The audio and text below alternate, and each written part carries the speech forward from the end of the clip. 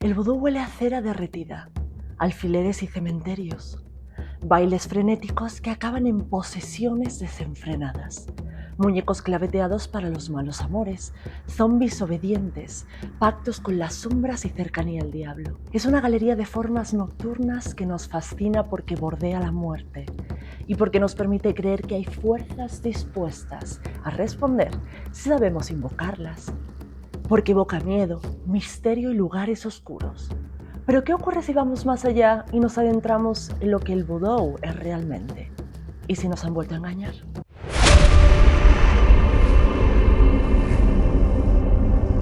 Cuando pensamos en el vudú, solemos imaginarlo como un choque brutal entre religiones africanas y el cristianismo en el Caribe. Pero esta historia empieza mucho antes. En África ya existía un cristianismo profundamente sincrético, que sin proponérselo estaba abriendo el camino para lo que más tarde se llamará vudú. Un buen ejemplo, por ejemplo, va a ser el Congo, que tuvo una cristianización muy temprana. Allí, un año antes de que Colón llegara a América, se adoptó el cristianismo de los portugueses, pero no fue una conversión superficial. Es decir, se forma una iglesia africana que tiene un clero local, que tiene catequistas y hasta textos religiosos traducidos a lenguas como el Kikongo o el Kimbundu.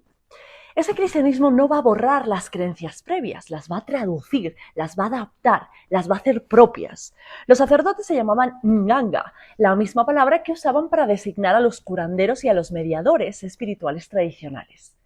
Otro ejemplo va a estar en Ayada, la actual Benín, y allí la iglesia aceptó traducir Dios como Vodou y llamar a Cristo Lisa, un dios masculino que en su cosmología siempre iba acompañado de Maui, que era la divinidad femenina. Incluso aceptaban ser llamados Bodonu, estos sacerdotes, que es igual a llamarlos mediums. Lo interesante aquí es que la Iglesia no busca imponer una ruptura total, sino que permite equivalencias. Y esa flexibilidad va a generar un cristianismo híbrido que no va a ser plenamente europeo, pero tampoco plenamente africano. Va a haber un sincretismo. Y lo mismo va a ocurrir en comunidades afroportuguesas de Cabo Verde, de Santo Tomé o del Golfo de Benín, africanos y mestizos que hablaban portugués, que practicaban un cristianismo mezclado con rituales africanos y que viajaban como comerciantes o esclavos en las rutas del Atlántico. Ahora bien, esta tolerancia tenía un límite, porque si el mediador con lo sobrenatural era un sacerdote cristiano, todo bien, pero si no, ya no era religión, era hechicería. Es decir, expresiones como bailes nocturnos, funerales comunitarios, la adivinación, el curanderismo, se perseguían. ¿Por qué? Porque no estaban ligadas a la autoridad de la Iglesia, eran anexas, pertenecían a esa hibridación. Entonces, lo que ellos no querían es que tú hicieses nada con respecto al de allá arriba sin que hubiese un cura o sin que la institución de la Iglesia estuviese ahí metida. 800.000 perros. Si se oye, lo siento. Bajo la lógica demonológica de la época, cualquier intento de conectar con lo divino fuera de la Iglesia no es un trato con Dios, es un trato con el diablo. Y esa lógica va a viajar en los barcos de esclavos hacia América. A partir del siglo XVI, cuando los cautivos cruzaban el Atlántico hacia Brasil, el Caribe o incluso Norteamérica, no viajaban vacíos porque ellos llevaban consigo cosmovisiones, creencias y ese cristianismo ya africanizado. De hecho, testimonios europeos del siglo XVII van a confirmar que grupos enteros llegaban como católicos practicantes. Por ejemplo, en las Antillas francesas había esclavos ya bautizados en Angola y en Carolina del Sur, hacia 1739, miles de angoleños practicaban la fe católica, al punto de que España, en la Florida, los utilizó para atraer a que se rebelasen contra los ingleses. Es decir, que esta idea de que los europeos impusieron a fuego su religión a muchos de estos esclavos africanos cuando llegaron a América no es del todo cierta, porque muchos ya traían esa fe híbrida, que ya estaba tejida con símbolos católicos y cosmologías africanas. En las plantaciones eran los catequistas africanos quienes enseñaban esa fe. Y aquí ya aparece algo reconocible, un Dios supremo y distante, bon Dieu, pero que tiene la posibilidad de mediar con él a través de los espíritus, que se van a llamar Iwa o Ioa, a quienes se invocan con cantos, bailes y tambores. Y el vudú va a nacer de esa lógica, porque bon Dieu es inaccesible, pero los Ioa van a intermediar. Y ahí está Papa Legba en las encrucijadas, el Zulie en el amor y en la maternidad, un sincretismo con la Virgen María, o Simbi en la lluvia y la magia. Y ahora tenemos que diferenciar, porque no es lo mismo el vodou haitiano que el de Luisiana, ni es lo mismo el vodou que el vudú. Hoy me voy a centrar solo en Haití, porque la segunda parte de este viaje es que no os lo he contado. Es que no os lo he contado, es que se me ha ido la cabeza, porque estoy aquí grabando rápido y no se me ha olvidado. Pero es que esta va a ser una de dos partes. La cosa es que primero os tengo que hacer una introducción al vodou, que va a ser ahora, porque el vídeo de la semana que viene va a beber mucho de este vodou haitiano. Y es que vamos a hablar de los zombies.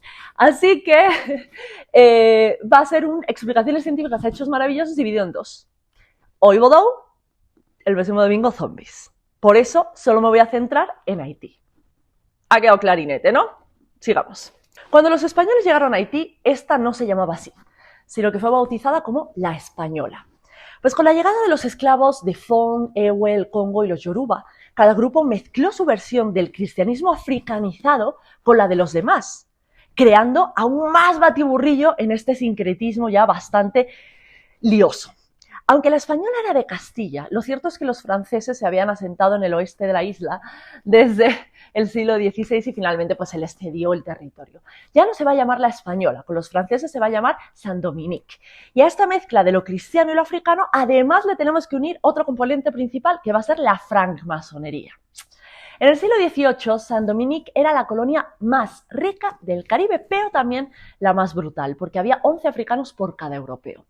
Y desde el siglo XVII, el Código Negro de Luis XIV prohibió la práctica abierta de religiones africanas, obligando a la clandestinidad, cosa que no había sucedido antes. Y en esa clandestinidad, el vodou recupera su potencia. Los bailes, los cantos, el contacto directo con los espíritus, ya sin el temor de que la iglesia no fuese intermediaria. Así que, digamos que con esta clandestinidad se liberaron de cualquier constricción, aunque se tenían que esconder. El vodou entonces se va a convertir en algo más que una religión, porque se va a transformar en un conjunto de tradiciones culturales que van a cohesionar al pueblo haitiano en estos momentos de persecución y crisis. Va a ser un refugio que va a proteger, que va a vincular y que va a dar sentido al grupo. Y van a aparecer elementos básicos de esta práctica: el onfo, que va a ser el santuario, el peristilo, que va a ser el espacio de danzas, y el putomitán, que va a ser el poste central por donde suben y bajan los espíritus para comunicarse con la comunidad. Y esta comunidad se va a reunir también en torno a altares, piedras sagradas, botellas de ron, estampas. Es decir, que precisamente cuando sale el Código Negro y más represión contra ellos, ellos logran desvincularse entonces esa presión de la iglesia de que no bailen, de que no tengan cánticos, de que no hagan esas cosas que son paganas, y entonces eso, ¡boom!, hace que explote las fiestas, los bailes. Hay que tener en cuenta que la represión contra el vodou también creció muchísimo, porque en las plantaciones había esclavos que lograban huir y que acababan refugiándose en las montañas y que practicaban abiertamente su religión ya sin ninguna presión. Y se los va a conocer como los cimarrones. El mito cuenta que en Bois Caimán, en 1791, un ritual vudú fue el que encendió la mecha de la revolución haitiana. Quizá no haya pruebas históricas como tal, pero el relato ha sobrevivido porque la gente necesitaba creer en él. Napoleón incluso quiso parar la revolución, pero perdió. Y hubo un francés rebelde que se llamaba Dessalines que decidió proclamar a Saint-Dominique como Haití y decir pues que porque él quería, él se iba a convertir en la cabeza de la iglesia haitiana. Esto no va a ser del agrado de la Iglesia Católica, que va a cortar lazos con Haití, y muchos de estos templos católicos abandonados van a ser usados para los ritos vudú. Pues más tarde, pese a que querían borrar este vodou del mapa, hubo un presidente, Faustin Soulouque, que lo impulsó abiertamente, y a pesar de campañas brutales como la Operación Limpieza de 1941, el vodou sobrevivió. Y en 1987 obtuvo libertad de culto y en 2003 fue reconocido oficialmente como religión.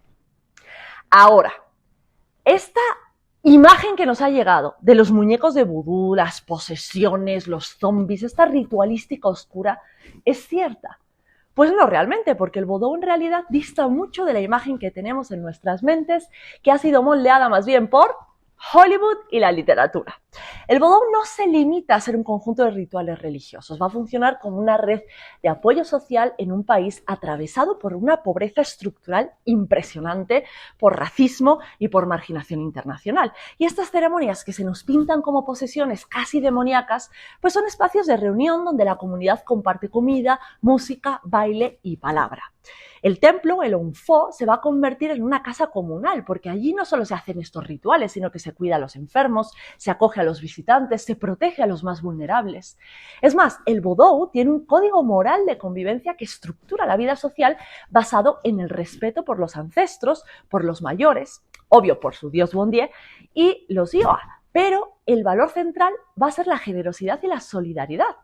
Se va a ayudar a los parientes, a los vecinos y hasta a desconocidos, reforzando la cohesión en contextos de crisis. Y los cánticos, los bailes, los sacrificios, porque sí los hay, y las posesiones, pues van a ser un lenguaje compartido de la comunidad. Es decir, el vodou, desde la época colonial, fue un instrumento de resistencia contra la esclavitud y luego contra la exclusión social. Pero esto no es lo que nos ha llegado, porque el vudú es una invención cultural que ha nacido en Estados Unidos y en Europa, que no va a ser religión, sino que va a ser un mito que se ha convertido además en mercancía.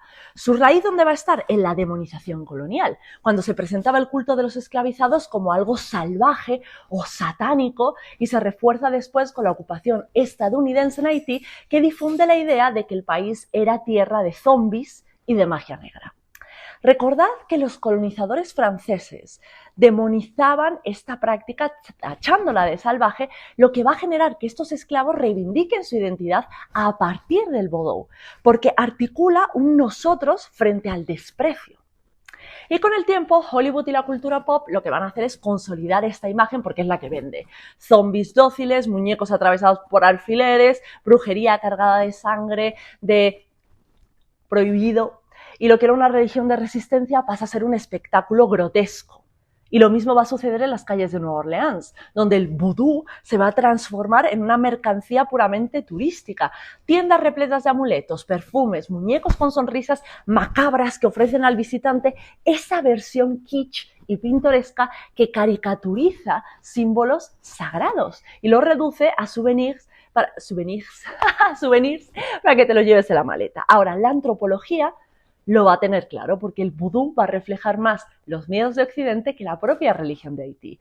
Miedo a la rebelión negra, miedo al mestizaje, miedo al cuerpo desinhibido que va a romper esa falsa moral blanca. Y los estereotipos van a seguir vivos hoy en día. Ve y visita Nueva Orleans. Ve, puedes hacer tours de vudú, pero también lo vas a encontrar en el cine. Angel Earth, que lo asoció con el satanismo, de Skeleton Key, que recicló viejos clichés, aunque la verdad se acerca un poco más a las prácticas reales. Disney, que lo va a llevar a un terreno familiar en La princesa y la rana. Series como American Horror History, que va a ser, creo que es Coven, que lo van a pintar como un aquelarre más bien de brujas coloniales. Es decir, que lo que vamos a llamar vudú es menos una religión y es más un espectáculo. Es más un dispositivo cultural que no explica ni muchísimo menos Haití, sino los miedos y obsesiones de las sociedades blancas. Y vamos a pasar ya a la última parte de este capítulo, donde vamos a examinar el papel de las posesiones en el vudú y qué explicaciones maravillosas hay a este hecho. Vale, aquí voy a dejar una cosa clara antes de empezar. Hay más explicaciones para esto de la que yo te voy a dar. Una de ellas la vamos a ver la semana que viene con los zombies. Pero hoy me voy a centrar solo en alguna explicación médica y en una antropológica. Avisados estáis. La posesión va a ser un aspecto esencial en el vudú, porque es el punto culmen, el peak moment de cualquier ritual. Os he hablado de los Iowa, los espíritus en esta religión, y van a ser ellos los que van a montar a las personas, es decir, van a poseer a las personas. Ahora, en el cine estas posesiones siempre son de estilo demoníaco, parecidas más a las del Conjuro que a otra cosa, donde hay que expulsar a un ser maligno. Pero en la realidad esto no es así. Estas posesiones van a ser una conexión sagrada que se establece entre el espíritu y la persona a modo de comunicación. Va a ser un espacio de transición entre mundos. Liminalidad, ya sabes. ¿Cuáles van a ser entonces los puntos claves de una posesión vodou? Pues va a haber un vehículo, es decir, va a haber una persona que va a recibir a este espíritu y por el que se va a dar esta conversación. Tiene que haber un propósito, o sea, ¿para qué? Para curar, para bendecir, para consolar, pero también para regañar o castigar. Va a haber una aparición ritual porque la posesión se va a dar dentro de un marco de cánticos, de bailes, de ruido de tambores. Eso es lo que va a facilitar el contacto, ese trance. Y vamos a hablar de lo transitorio, porque esta posesión puede ser muy corta, pero puede durar horas. Y va a dejar a la persona exhausta y sin saber qué ha ocurrido. En resumen, el fiel entra en un estado alterado de conciencia. Entonces el cuerpo se va a convertir en un templo vivo. El espíritu, el yoa, va a montar al iniciado, que pasa a ser llamado el caballo del espíritu. Y durante este tiempo el poseso no va a actuar como un individuo, sino como la manifestación de esa divinidad. Puede caminar aunque sea inválido, va a curar, va a adivinar, puede comer vidrio, carbón encendido, puede hablar lenguas desconocidas o encarnar gestos específicos del espíritu que lo habita. Es decir, va a ser como un teatro sagrado en el que cada movimiento y cada palabra y hasta la ropa del poseído van a reproducir la identidad del espíritu. Por ejemplo, hay un Iwa que se llama Ciclón. Y se sabe que cuando se da la posesión de este ser, se van a necesitar 20 o 30 personas para poder controlar a ese vehículo. Pero a todas va a poder levantarlas, porque es muy fuerte, porque posee una furia y un poder descomunal. Pero hay otro que se llama Filomés, que es un espíritu del agua y que cuando posee hace que la persona siempre camine de rodillas. O está la sirena, por ejemplo, que solo posee a mujeres jóvenes. Ahora, cuando la posesión ocurre, la comunidad va a controlar lo que pasa, es decir, el espíritu va a hablar a través del poseso, pero los asistentes son los que van a vigilar que no se filtren rencores personales. Si alguien aprovecha el trance para vengarse o para agredir, pues la comunidad va a intervenir para poner límites. Entonces, cuando se usan máscaras, tampoco es diabólico, va a ser un borrado deliberado de la identidad humana para que aparezca solo la del espíritu. Ahora, para las explicaciones científicas aquí me voy a ir por varias vertientes, como os he dicho, la antropológica y la médica. ¿Qué diría la antropología de estas posesiones? Que ya sean voluntarias o no van a tener muchas funciones. Os voy a mencionar solo un par de ellas y me decís qué pensáis. En algunas sociedades, el trance de posesión puede servir como una vía para expresar tensiones sociales o personales que no pueden manifestarse abiertamente por ciertos códigos. Es decir, el espíritu que va a hablar a través del poseído puede confrontar a los miembros de la comunidad o puede revelar verdades ocultas. Pero también vamos a volver al tema de la identidad y de la pertenencia, porque los cultos de posesión a menudo van a fortalecer la identidad del grupo y los lazos sociales entre sus miembros. La experiencia compartida del trance y la conexión con el mundo espiritual van a reforzar la cohesión del grupo. Y algo también muy importante, y es que el trance y la posesión ritualizada pueden ser parte de un proceso terapéutico para curar tanto al individuo como a la comunidad. Es decir, que no va a tener nada que ver con trastornos mentales o procesos de psicosis colectivas que van a estar inducidos por alguna sustancia. Va a ser simplemente un vehículo de expresión de una comunidad entera. Y esto va a funcionar para todas las posesiones en general, aunque cada culto o religión va a tener la suya. En el caso específico del vodou, además de lo que os he dicho, las posesiones van a ser una válvula de escape y alivio del trauma, porque para los devotos, especialmente aquellos que pertenecen a las comunidades más empobrecidas, la posesión ritual va a proporcionar un medio para expresar tensiones, impulsos reprimidos y pensamientos conflictivos sin una sanción social. El trance va a permitir un alivio psicológico de la dura realidad de la vida diaria y al mismo tiempo van a estar ligadas a un aumento de estatus y prestigio, porque los practicantes poseídos a menudo ganan un mayor estatus social y autonomía dentro de la comunidad. Los sacerdotes y las sacerdotisas, por ejemplo, van a ocupar posiciones de liderazgo como sanadores y como consultores. Y por último, la posesión institucionalizada en el vodou va a ofrecer también un marco para canalizar y legitimar comportamientos que de otro modo podrían ser disruptivos. Porque cuando enmarcamos las experiencias intensas dentro de un contexto ritual, la posesión va a servir para mantener un orden social y la cohesión del grupo. Ahora, desde la medicina, la visión va a cambiar.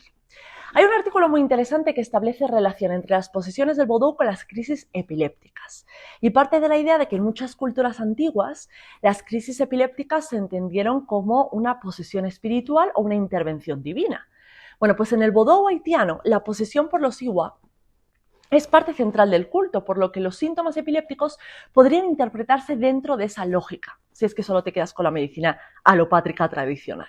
Para demostrarlo, los autores van a presentar 5 casos de pacientes haitianos o descendientes de haitianos que fueron tratados durante años como si estuvieran poseídos por espíritus del vodou, cuando en realidad sufrían epilepsia. Por ejemplo, hay un caso de un joven con una epilepsia mioclónica juvenil que estuvo interpretada como un castigo de un espíritu llamado Ogu. Luego había otra mujer que tenía crisis muy complejas y quemaduras que estaban vistas como la posesión de Marinette, que era un Iowa bastante temido. Había otra mujer con crisis parciales y un lenguaje incoherente que estaba atribuido a Mel Charlotte, que era un espíritu francés que hace hablar lenguas extranjeras. Un cuarto caso de una mujer dominicana que sentía de repente un vacío súbito, lo que se interpretaba como el envío de un muerto, que era una maldición vudú. Y otro caso de una mujer jamaiquina haitiana que tenía epilepsia temporal, que estaba convencida de que estaba poseída por espíritus y rechazaba los tratamientos médicos. Esto nos haría reflexionar sobre la idea de que las crisis epilépticas y la posesión espiritual van a compartir ciertos rasgos externos, como las convulsiones, la pérdida de conciencia, el trance, la amnesia posterior, y por eso en contextos sin acceso a la medicina neurológica va a ser muy fácil que estas crisis sean interpretadas como una posesión. Ahora, para los médicos tendría que ser clave tener en cuenta el trasfondo cultural de los pacientes, sobre todo en comunidades migrantes, y considerar la epilepsia como un diagnóstico diferencial de experiencias religiosas muy intensas. Y poco más por hoy, Futuro Fósil. Ahora que ya tenemos una base sobre el vudú, cerramos este capítulo primero.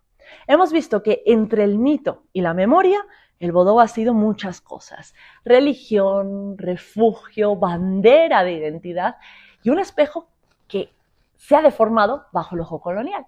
La pregunta que os dejo quedaría en el aire entonces. ¿Qué elegimos ver cuando decimos vudú? Pues la semana que viene volveremos con el vudú, pero para explicar a los zombies. Bonita semana. Nos vemos en otro capítulo de Crónicas Óseas.